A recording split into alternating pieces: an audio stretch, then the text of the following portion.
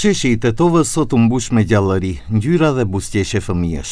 Për nder të një qershorit ditës ndërkombëtare të fëmijëve, nxënësit e qerdheve të qytetit organizuan një manifestim kulturor.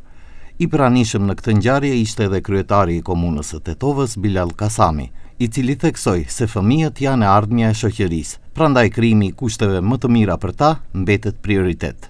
Sot këtu në sheshin e Tetovës, këta fëmijë kanë zbukuruar këtë ambient me këtë program që kanë organizuar.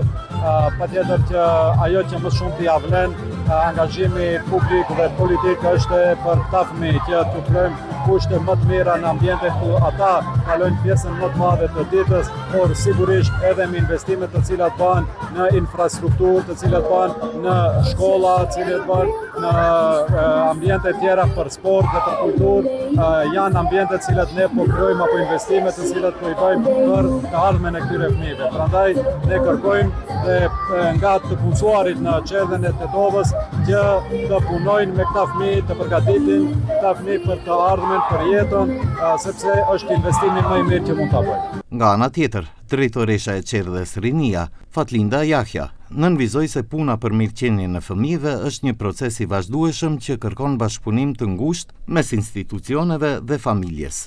Qëllimi i manifestimit është për të shënuar ditën ndërkombëtare të fëmijëve, një qershorin. Më këtë ditë fëmijët bashkë me grupet edukatore dhe përkujdese diskutojnë edhe për të drejtat e tyre që në të ardhmen ato në bazë kësaj të kenë një synim se si do të rriten, çfarë do kërkojnë dhe si do ta planifikojnë të ardhmen. Për mirëqenien e fëmijëve asnjëherë nuk është boll. Çdo ditë duhet të punohet, por duhet të punohet jo vetëm në një institucion, por përgjithësi, sepse tregon që pedagogjika është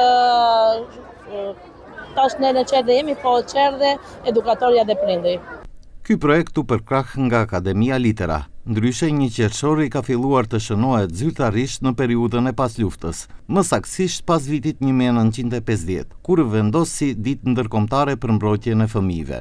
Edhe në kuadër të ish Jugosllavisë, kjo ditë tradicionalisht shënohej me aktivitete të ngjashme nëpër shkolla e kopshte, duke vënë gjithmonë në qendër të drejtat dhe lumturinë e më të vegjëlve.